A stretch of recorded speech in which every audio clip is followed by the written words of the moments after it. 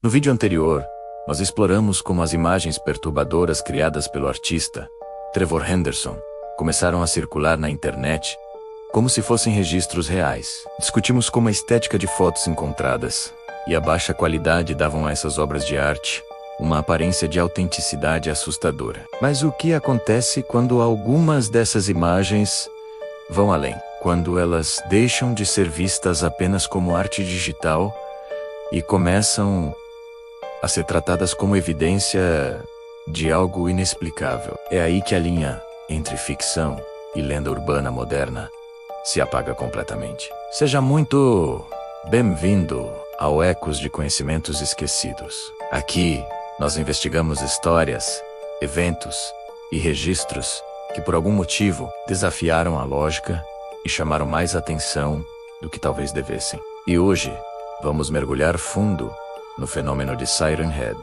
e outras criações que se tornaram muito mais do que simples imagens. Diferente de personagens de filmes ou livros, essas figuras não têm uma origem clara ou uma história oficial. Elas não foram apresentadas ao mundo com nomes definidos, explicações detalhadas ou uma narrativa construída. Pelo contrário, elas surgiram exatamente da mesma forma que um relato estranho compartilhado entre amigos.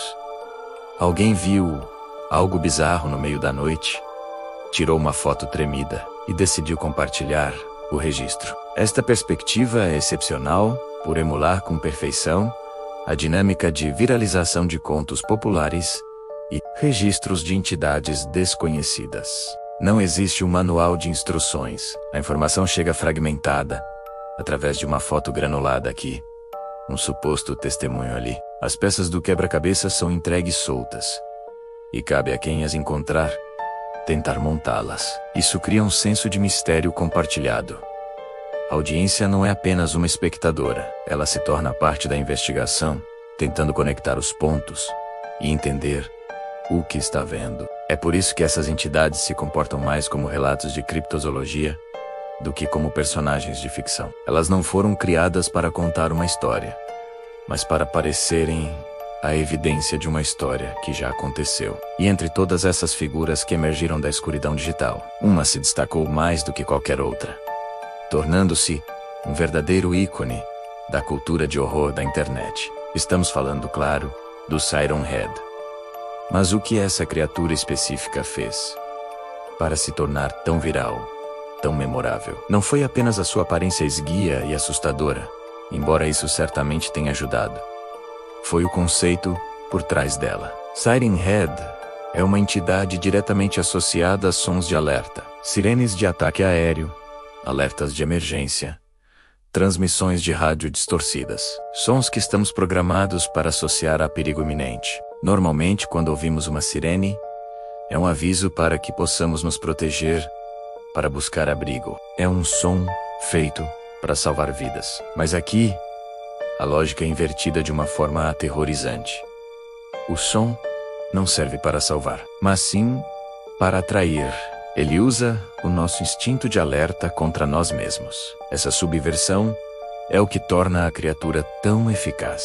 Ela ativa um medo primordial, instintivo. Quando você ouve aquele som familiar de sirene vindo do meio de uma floresta escura, algo dentro de você grita que aquilo está errado. Você sabe que está em perigo antes mesmo de entender o porquê. A sirene deixa de ser um aviso e se torna a própria ameaça. É uma armadilha sonora. Esse conceito é tão poderoso que transcendeu a imagem original e gerou inúmeros jogos, vídeos e histórias, cada um explorando essa ideia de um predador que caça usando o som do nosso próprio sistema de segurança. E essa lógica de distorcer o familiar não para por aí. Outras figuras criadas por Trevor Henderson e artistas semelhantes seguem um princípio parecido. Pense no Cartoon Cat, por exemplo. Ele se parece com um personagem de desenho animado da era de ouro da animação. Algo que deveria evocar nostalgia e conforto. Mas há algo terrivelmente errado com ele. O sorriso é largo demais. Os membros são longos demais. Ele se move de um jeito que não deveria. Ele pega algo que conhecemos, algo que associamos à infância e à inocência, e o corrompe. Quando o nosso cérebro vê algo assim, ele tenta processar a informação. Eu conheço essa forma. É um gato de desenho animado. Mas imediatamente, outra parte do cérebro reage. Não. Espere. Isso não tá certo. As proporções estão erradas. A expressão é ameaçadora. Esse conflito cognitivo, essa percepção de que algo familiar foi distorcido de maneira antinatural, gera um desconforto imediato. É o famoso conceito do Vale da Estranheza, mas aplicado a memórias e conceitos culturais. Não apenas a robôs humanoides. É o medo que vem não do desconhecido total, mas do familiar que se tornou estranho e hostil. Mas isso nos leva à grande questão.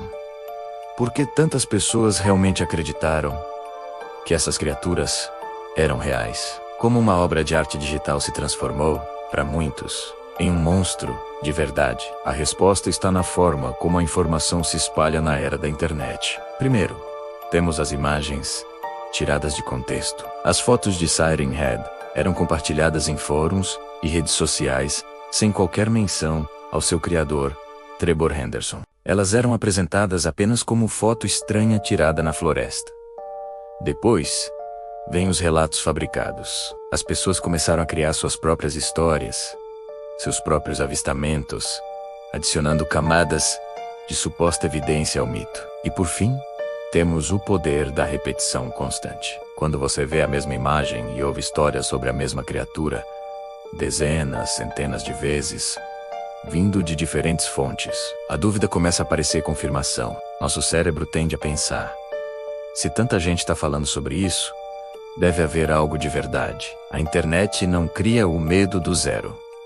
Ela funciona como um amplificador gigantesco. Ela pega uma pequena faísca de desconforto e a transforma em uma fogueira de pânico coletivo. A linha entre uma piada, uma lenda e uma crença genuína se torna cada vez mais fina. No final das contas, talvez essas entidades nunca tenham existido fora das imagens e da nossa imaginação coletiva. Siren Head provavelmente nunca caminhou por floresta nenhuma, e o Cartoon Cat nunca espreitou em um prédio abandonado. Mas o impacto que eles causaram foi, sem dúvida, real. O medo, a curiosidade, as noites mal dormidas, as discussões intermináveis em fóruns, tudo isso aconteceu de verdade. E às vezes é isso que torna uma história impossível de esquecer. O monstro não precisa ser real para deixar cicatrizes. Algumas coisas não precisam existir para deixar marcas profundas na nossa cultura e na nossa memória. Obrigado por investigar esse mistério conosco. Se você gosta de explorar os cantos esquecidos do conhecimento, não se esqueça de se inscrever e ativar as notificações para não perder nossos próximos vídeos. Até a próxima!